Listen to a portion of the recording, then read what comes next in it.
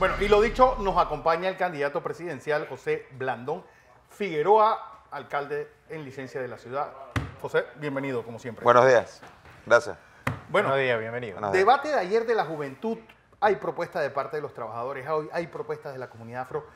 Esta es una campaña corta y ha sido tediosa porque entre debate y propuestas y foros y presentaciones, yo creo que la política tradicional de la bandera y la caminata como que pasa a la historia. Sí, la verdad Como que siempre. queda poco espacio para eso, ¿no? Son campañas ahora mucho más cortas de lo que uno estaba acostumbrado. Y sí, por lo menos, bueno, es la primera vez que soy candidato presidencial, Sí. pero sí siento que en esta ocasión ha habido muchas más iniciativas de debate, de foros, de firma de compromisos que en años anteriores. Y creo que eso es positivo. Me parece que significa que el electorado está mucho más involucrado, está requiriendo más de los candidatos que se comprometan, que especifiquen qué es lo que van a hacer, cómo lo van a hacer, y eso es bueno para la democracia, me parece.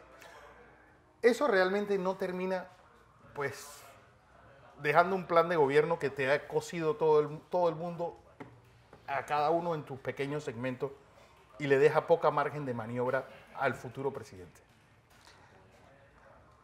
Mira, no necesariamente, ¿eh? Yo creo que aquí tenemos, por ejemplo, el Compromiso Nacional de la Educación.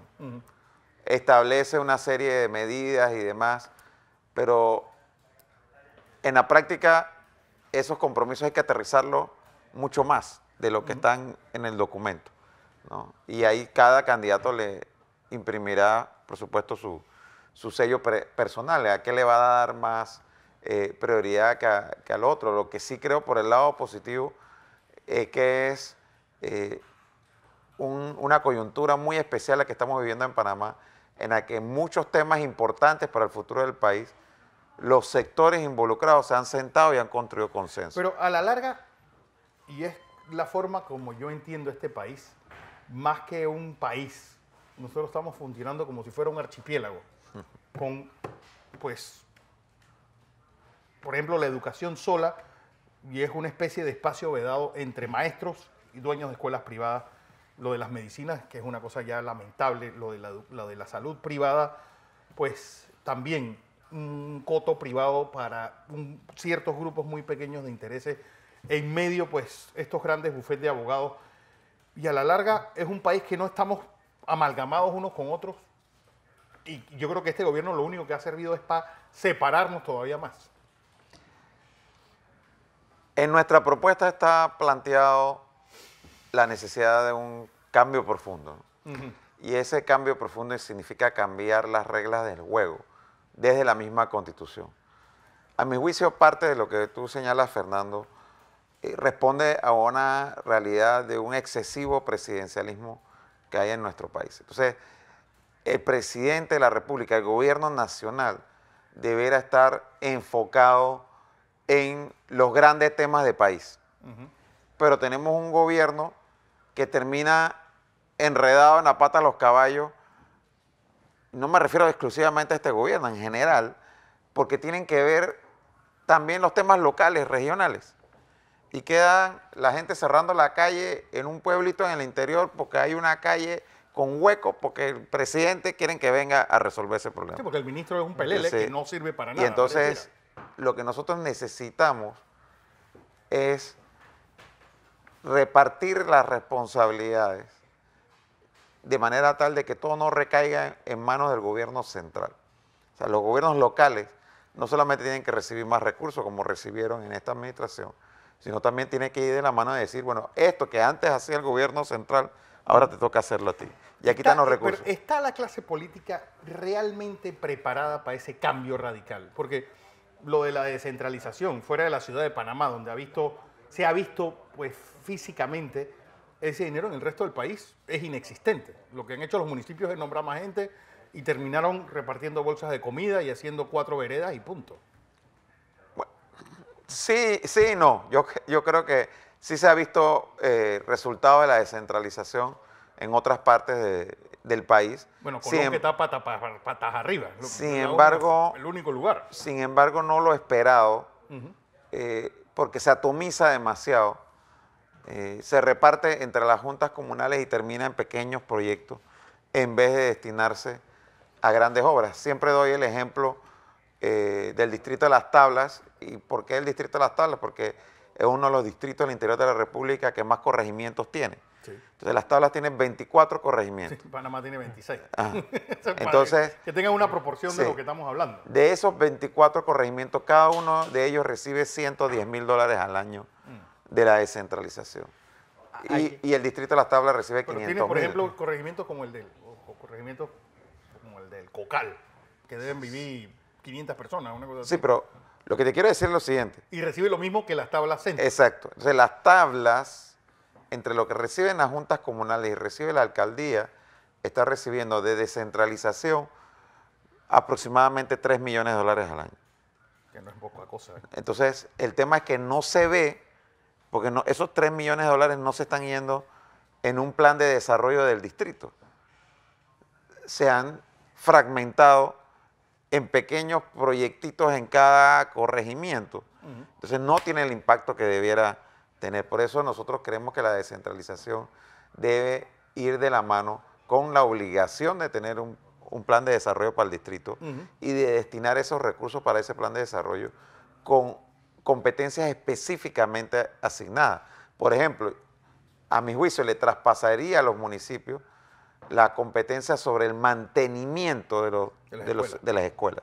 No construir nuevas escuelas, eso debe quedarse en manos del gobierno central, pero el mantenimiento, la parte de plomería y electricidad, por ejemplo, que son de los dos problemas recurrentes en todas las escuelas del país, eso no debería estar en el Ministerio de Educación a nivel central, eso debería estar en cada gobierno local, con recursos, pero eso sí, tú eres el responsable de hacerlo.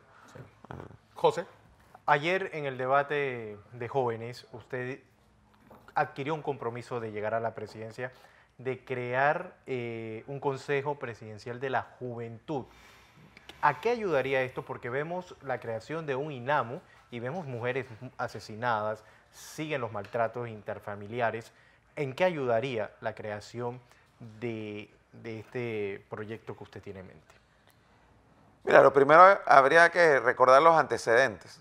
Nosotros teníamos un ministerio que era el MINJUNFA, Ministerio de la Juventud, la Mujer, la Familia, que fue eliminado y reemplazado por el MIDES. Ese ministerio del MINJUNFA tenía la Secretaría Nacional de la Juventud. Cuando se crea el MIDES, se elimina la Secretaría Nacional de la Juventud y no hay hoy en día ningún organismo estatal, ninguna instancia en donde los jóvenes puedan aportar ideas para diseñar las políticas públicas dirigidas hacia su Pero sector. es que a la larga, yo creo que nunca hemos tenido una juventud más hedonista y más individualista que esta.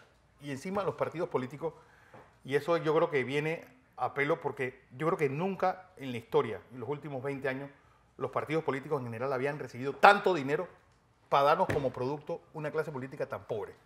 No hay ya el gran discurso, el hombre ese del discurso de balcón y que vibraba no existe, sino que los partidos se han convertido en una especie de componendas políticas y de arreglos de recámara entre la cúpula y el resto del partido. Es una especie de ganado que va detrás del que vaya de candidato, de presidente. Yo creo que nunca hemos tenido, y eso es lo que ha abierto la puerta a que tanta gente crea, yo puedo ser presidente si mira lo que nos están ofreciendo. Sin haber estudiado, sin nada. Sí. Mire, yo soy más optimista que eso, Fernando. Yo creo que tenemos una generación de jóvenes que tiene un gran potencial y que ya nos está dando muestras de ello en el presente. Esta es la generación más preparada en la historia de este país, ¿no? Es la generación más preparada. En el sentido de que tú tienes... de que ha tenido más años de escuela. Más años de escuela, correcto. Es una generación que tiene acceso al conocimiento de una manera en la que nosotros, nuestra generación, no pudo ni soñarla, ¿no? Sí, Porque, bueno, cada porque a través de la tecnología. Sí, pero a través de la tecnología, de las redes sociales. Que lo aprenden fuera de la escuela, porque tú vas a la escuela, todavía están con tableros de tiza y haciendo planas en cuadernos. Exacto. Cómo encender una computadora. Sí, tú te encuentras con jóvenes ahora mismo que tienen habilidades que las aprendieron vía tutoriales en canales de YouTube, ¿no? En Oppo. Entonces, son cosas que realmente yo veo una juventud mucho más preparada y con más conocimiento y comprometida con los temas políticos no tradicionales que en el pasado.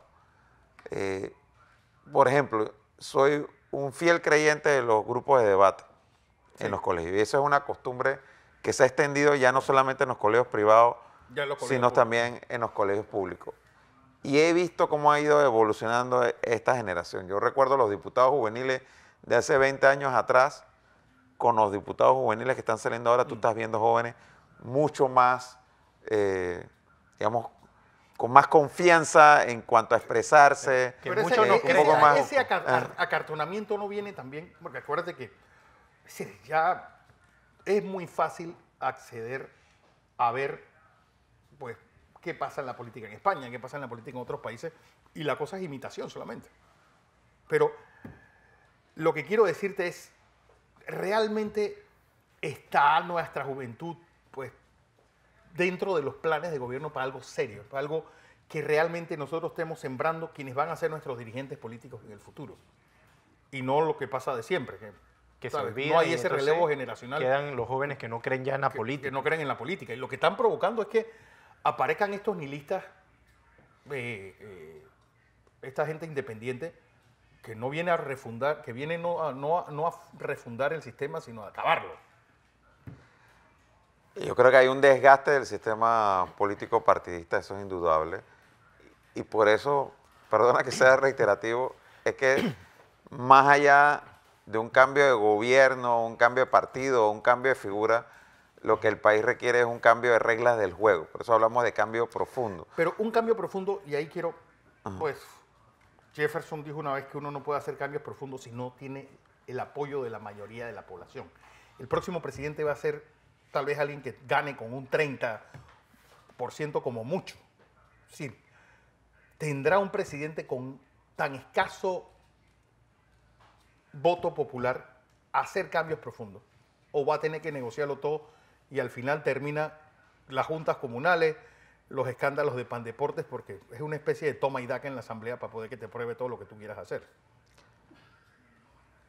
Por eso es que se necesita tener un dirigente que tenga la capacidad, la experiencia y la determinación de hacer esos cambios. En la alcaldía de Panamá, cuando la gané hace 5 años atrás, gané con 36% de los votos. Tengo solamente 5 de 23 representantes de corregimiento que son de mi partido. Y sin embargo, la alcaldía ha pasado por reformas profundas. La alcaldía hoy en día ha actualizado toda su normativa, tiene un nuevo organigrama, está en carrera administrativa, se ha certificado ISO 9001 en gestión de proyectos, ha modernizado sus trámites, digitalizado procesos y se ven además proyectos y cambios físicos en esa ciudad. Ha sido el alcalde, yo creo que más dinero ha usado desde Pedrarias de Ávila. Sí, y eso se ve en los proyectos, pero la transformación de la institución no requería de recursos para hacerlo, requería de la voluntad de hacerlo. Y no porque esté aquí en este canal frente a ti, Fernando, pero cuando nosotros nos pusimos a ver, y por ejemplo, la normativa sobre comercio informal venía de la época de Mayín. La normativa sobre los vigilantes municipales venía de la época de Mayín. El reglamento de trabajo de la alcaldía de la época de Mayín, o sea, 25 años después. Sí, 15 años después, o sea, Mayín termina su último periodo en el 99, 15 años después nos tocó modernizar toda la normativa porque después de 15 años pues muchas cosas han cambiado, incluso lo que regía los permisos de construcción también venía de la época de Mayín, o sea, Navarro tuvo 10 años en la alcaldía y no fue capaz de revisar ninguna de las normativas que había en la institución. Entonces, todo eso se ha revisado. ¿Cómo se ha hecho? Hombre, con capacidad de diálogo, con voluntad de hacer las cosas. Y eso es lo que yo creo que el país necesita para los próximos 5 años, porque tú te puedes sentar como candidato independiente y decir, no, yo voy a cambiar las cosas y yo no quiero saber nada de los corruptos, de la partidocracia, y los de la partidocracia hieden y no sé qué, pero bueno, y después te vas a sentar con una asamblea que en la mayoría Va a ser. son de la partidocracia. Pero es que eso Entonces, esa es la demagogia, ¿no? Entonces, aquí lo que tenemos que reconocer es que para poder realizar estos cambios que el país requiere y necesita, que a mí me parece que es innegable que nosotros tenemos que pasar por un cambio de la Constitución para rediseñar nuestro sistema político, ahí vas a necesitar a alguien que conozca el sistema desde adentro y que pueda sentarse a hablar con todos estos actores y convencerles, junto con convencer a otros sectores de la población de la necesidad y la ruta fijada para hacer estos ¿Cómo cambios. se hace eso con el lastre de un gobierno que tal vez sea el gobierno que, aunque en época democrática, salga con la peor nota de calificación y con un país crispado? Porque realmente estos han sido 5 años de crispación donde hay negocios quebrados, hay familias destruidas y va a tener que haber una reconciliación, si no nos vamos a terminar matando en las calles. Eso sí tenemos que tomarlo en cuenta. ¿Qué va a hacer José Blandón para remediar eso? Lo primero es que yo reconozco el desgaste de este gobierno, ¿no? Y ya he dicho muchas veces, yo soy del mismo partido que el presidente, pero no fui parte del gobierno. Pero el equipo tuyo no hay gente del gobierno. En el equipo mío hay gente del gobierno, como hay gente que no es del gobierno y hay gente que es contraria al gobierno, ¿no? Y que no simpatiza con la forma de hacer las cosas del presidente de la República. Hay gente independiente que critica al gobierno, pero está de acuerdo con la forma en que nosotros, con la que mi persona administró la gestión de en la alcaldía de Panamá. Entonces, que fue una gestión distinta cualitativamente a la del gobierno central, ¿no? Entonces, yo apuesto, como le he dicho en ocasiones anteriores, a lograr construir un gobierno de unidad nacional. No significa ello que vamos a hacer una alianza entre todos los partidos y todos vamos a ser compañeritos pío pío. Significa que vamos a poder tener una agenda mínima de Estado y que podamos desarrollar, aunque la oposición juegue su papel como oposición y los de gobierno, el papel de gobierno. ¿Hay alguien rescatable de este gabinete para tu equipo de gobierno? Yo sí creo que hay figuras que han hecho bien su trabajo. Yo mencionaría, por ejemplo, a Michelle Muchet, ¿no? Es la única que me sí, yo creo que Miguel Mayo ha hecho un buen trabajo como ministro de Salud, aunque no lo vería repitiendo como ministro de Salud, pero tengo que reconocer el trabajo que ha hecho en algunos aspectos. Y asimismo yo creo que al final, Fernando, cada presidente, por ser precisamente un sistema tan presidencialista, imprime su sello personal y su dinámica y su estilo a su gobierno, ¿no? Y hay personas que yo pienso que bajo un presidente van a tener una ejecutoria y bajo otro presidente pueden tener otra ejecutoria. Pero, porque por ejemplo, se le puede abrir el espacio a tener más libertad de actuar. Cuando hubo esa alianza PRD-panameñismo, en ese inefable pacto de gobernabilidad, uno era el llamado gobierno paralelo que supuestamente había dejado Martinelli y figuras como la Sarina anticorrupción, todos los contrapesos que podía tener el gobierno los echaron a un lado. Hay figuras que realmente no pueden seguir el próximo gobierno y se tiene que reformar para tal y de ellas a como del lugar si se quiere paz social. ¿Tú estarías dispuesto a hacer eso? Porque eso sí es un cambio profundo. Reitero, y se me criticó mucho una declaración sobre el tema de Martinelli. Yo creo que es fundamental para el futuro del país que el próximo gobierno mire hacia adelante y no hacia atrás. Y que sea capaz de construir los consensos para realizar los cambios profundos que requiere el país. Nosotros no vamos a poder adoptar una nueva constitución si no hay consenso. Eso es, o sea, no es un tema de voluntarismo, de que yo lo voy a hacer porque yo lo quiero hacer. Hay que construir los consensos para hacerlo. Y hay consenso, hay alguien que quiera, como decía doña Florinda, juntarse con esta chusma. Porque realmente ya hasta cuándo los políticos van a pedirnos a todos los demás algo sin que ellos den nada a cambio. Mira, es que lo primero es que es antidemocrático pretender no reconocer el resultado de las elecciones del 5 de mayo. Ujú. ¿Ves? No, tiene No que ser. solamente en cuanto a quién se escoja para presidente de la República, sino a quiénes se escoja para integrar la Asamblea. Y si la población decide reelegir a varios diputados a pesar de toda la campaña, A bueno, pesar de toda la esa es campaña. la Asamblea que nos va a tocar tener. Pero digo, también Entonces, aquí hay una cosa que nosotros es como entrar en una ratonera, porque si no hay un cambio profundo, mientras exista, y es lo que yo he hablado con tu papá, casi lo hablamos a diario, mientras exista ese código electoral, bueno, africano de circuitos y bueno, de cocientes, medio cocientes y residuos, va a tener que salir la misma gente porque ellos hicieron la regla del juego. Y yo estoy seguro de que más de la mitad de las personas que se van a ir a la reelección se van a reelegir. Muy probablemente. Por eso es que nosotros insistimos en que hay que cambiar la Constitución porque hay que cambiar las reglas del juego. Mientras tú escojas, y bien lo señalaba Fernando, mientras tú escojas los diputados por circuito, vas a tener prácticamente el mismo producto, aunque las caras cambian. Sí. Entonces, aquí hay que cambiar el sistema en que se elige a los diputados. Nosotros proponemos diputados provinciales.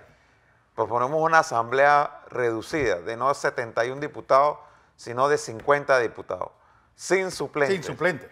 Con reelección limitada, o sea, un periodo más. Como Costa Rica. No, Costa Rica sí no hay reelección. No hay reelección. No, para diputados ahora sí. Para presidentes que ya Sí, no hay. Bueno, entonces, ahí hay la posibilidad que tú te puedas elegir un periodo y uno más, ¿no? Ese es el cambio que estamos proponiendo para la Constitución Por ejemplo, del país. 600, ya van por 676, creo que los corregimientos de este país.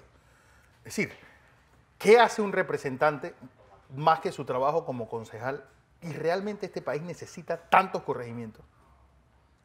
Bueno, es que como cada corregimiento, por el solo hecho de ser corregimiento, se le asignan $110,000 de la descentralización, entonces eso es un incentivo para ir fragmentando y fragmentando, porque un área dice, bueno, si creo otro corregimiento, en vez de recibir 110,000, la misma área va a recibir 220,000. Sí. Entonces, eso es lo que va generando toda esta situación. Y cuando vamos hablando del municipio de Panamá, para que lo tengamos claro, el municipio de Panamá tiene 23 corregimientos hoy en día, pero va a elegir ahora A 26 concejales, porque va a tener 26 Tres corregimientos. más. Cada corregimiento nuevo en el distrito de Panamá significa una asignación presupuestaria al año de cerca de $2 millones al año. Pero yo lo que no entiendo es que Entonces son mientras 6 millones de dólares más. tienes eso, ¿San Martín ya tiene junta comunal o todavía atienden en un cuchitril que tenían puesto ahí emparapetado? No, sí, ya tiene junta comunal, ¿no? Porque Ya la han lo puesto que no más- puede ser es que nosotros estemos haciendo corregimientos y haciendo corregimientos y haciendo corregimientos No haya la estructura. sin estructura. Y sin qué agente diferenciador hay entre los vecinos de Don Bosco y de Juan Díaz. Ninguno. Pero bueno, mira, reitero, en el distrito de Panamá, Ajá. cada junta comunal administra casi $2 millones al año. Uh, ¿No? Eso es básicamente lo que administran alcaldías del interior de la Y República. alcaldías de lugares, por ejemplo, las Ajá. tablas, que no Sí. vienen a la mente. Alcaldías completas Quitré, del yo creo que interior no. de la República. Entonces, no importa si es PRD, si es Cambio Democrático o es panameñista, todas administran la misma cantidad de dinero. Entonces, eso es una gran responsabilidad. Y al haber dividido corregimientos en este periodo y haber creado 3 nuevos corregimientos, la nueva administración municipal Sí. va a haber disminuido su presupuesto Claro. en $6 millones, porque ya no le toca Tiene que a la repartir. gestión central, sino que le van a tocar a estos 3 nuevos gobiernos locales. Usted hablaba de creación de becas universitarias, eso fue lo que me llamó la atención ayer, y para estudiar en el extranjero, en diferentes universidades a nivel internacional. ¿Cómo van a ser los estudiantes? Porque vemos un IFARU, donde vamos a buscar beca para estudiar aquí una maestría y no nos la dan. No, y además que- por amiguismo. Pues no, el número de becas que se entregó en Arraiján, por ejemplo, es desproporcionado para el resto del país. Para todo el país. Y ahora resulta que la señora solo sector. directora del IFARU es candidata en Arraiján. ¿Cómo usted habla de cambios? ¿Cómo se van a hacer esos cambios Bueno, también en esa institución? Mira, yo estuve hace poco más de un año en Singapur, invitado como alcalde. Y hablando con el canciller de Singapur y entendiendo un poco el modelo allá, me decía, nosotros acá solamente subsidiamos dos cosas, Educación y salud. vivienda y educación. Vivienda y educación. Todo lo demás se tiene que pagar al costo real. El transporte no está subsidiado allá, el agua no está subsidiado, que acá están subsidiados. Ni la electricidad, que acá tiene un subsidio cruzado, Ni el o sea, gas. ni el gas, ni todas esas cosas. Lo único que nosotros subsidiamos es educación y vivienda. Porque todo el mundo tiene derecho a vivir en una vivienda digna y todo el mundo tiene derecho a tener una buena educación. Entonces él me planteaba, todo joven de Singapur que culmine sus estudios y desee estudiar en una universidad en el extranjero, dentro de las mejores del mundo, nosotros le aseguramos una beca completa. Wow. ¿No? No es de que vamos a hacer una selección. Sí, no. sí, el hijo del diputado Sí, lo sí. vas a mandar que No, se no. haga el primer semestre. Todo- y que esa- ahí. Allá, acá hay otra Entonces, realidad. Bueno, pero lo que no estamos planteando Y yo te es... aseguro que aquí se gasta tanto como Singapur Sí, mandando gente sí. fuera. Nosotros lo que estamos planteando es precisamente eso. Si tú eres panameño, tú culminaste tus estudios y tú me traes, por ejemplo, la certificación, fui admitido en Harvard, Adiós. vaya, tiene la beca. O sea, fui admitido en Cambridge, fui admitido en Oxford, o sea, donde tú que traigas la cuestión de que ya fuiste admitido, eso inmediatamente te da derecho a la beca. ¿Cuál es la contraprestación? Porque tiene que haber una contraprestación. Es que, bueno, tienes que regresar a Panamá y tienes que entrar al sistema educativo panameño por 2 años para compartir los conocimientos aprendidos. Si no, se te cobra la... Pero ¿a dónde la beca. entraría? Porque trata de ser profesor en la Universidad de Panamá, con un diploma de fuera, para que veas si no agarras tu diploma y te vas lo más lejos posible. Bueno, eso es parte de las reformas que habrá que hacer al sistema, pero lo que nosotros sí consideramos es que nosotros tenemos que apostar al talento en el país. Y el solo hecho de que un joven panameño pueda ir a estudiar afuera, recuerdo, me lo decía Miguel Antonio Bernal cuando era profesor mío en la Facultad de Derecho, estudiar afuera no es solamente lo que vas a estudiar, es el mundo que se te abre al compartir otra cultura, el nuevo idioma que puedes aprender cuando vas a estudiar a un país donde se abra otro idioma distinto al natal. O sea, es mucho más que solamente la carrera que vas a estudiar. Y yo creo que Panamá ganaría mucho con una generación entera que logre formarse. Pero eso fue lo que hicieron en 1904. Por eso fue que un hombre como Armodio Arias pudo estudiar en la Universidad de Cambridge. Por eso fue que un hombre como Octavio Méndez Pereira lo mandaron a estudiar a Chile. Es decir, Por ya se supuesto. Entonces, regresar al pasado. Panamá tiene muchos ejemplos de eso, Fernando. Nosotros estamos hablando de tener un tranvía en la ciudad de Panamá Sí, ya lo tuvimos. ahora y la gente lo pide y ya lo tuvimos. Lo que hicimos fue quitarlo. Entonces, echamos para atrás en vez de hacia adelante. Yo sí creo que nosotros tenemos que apostar a eso. Mi papá, Bueno, hijo de un ebanista, de una señora que planchaba para poder lograr mantener su familia, estudió en Puerto Rico becado. becado y en la Y Universidad de es Columbia. importante aquí decirlo.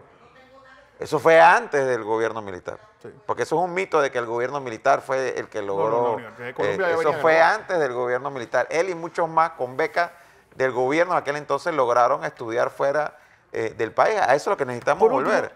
estas 5 semanas, ¿hacia dónde van a estar dirigidas, tú crees? Este sprint final de la campaña. ¿Cuáles van a ser los temas vitales? Los temas vitales, a mi juicio, los que han sido desde el principio de la campaña, seguridad y economía. Esos son los dos principales y, por supuesto, estamos claros que va a haber muchos ataques a la administración actual y en el caso mío de tratar de ligarme y decir que soy la continuidad de la administración actual, ¿Quién tú crees lo de cual los- no es cierto. De los 7 candidatos, si no eres tú, ¿a quién deben endosarle entonces todo lo de Juan Carlos Varela? Bueno, yo no creo que haya un candidato ahora mismo al cual endosarle todo lo de... El voto castigo. El voto castigo. Por supuesto que ¿cómo se llama? El chivo expiatorio. El chivo expiatorio que van a agarrar es a mí. A pesar de que es evidente que yo no era el candidato de Juan Carlos Varela en las primarias. Yo no gané las primarias gracias al apoyo de Juan Carlos Varela. Yo gané las primarias a pesar de no tener el apoyo de Juan Carlos Varela. Don José, hijo, como siempre, un placer tenerte acá. Gracias. Espero que antes de que termine la campaña pues podamos hablar contigo nuevamente.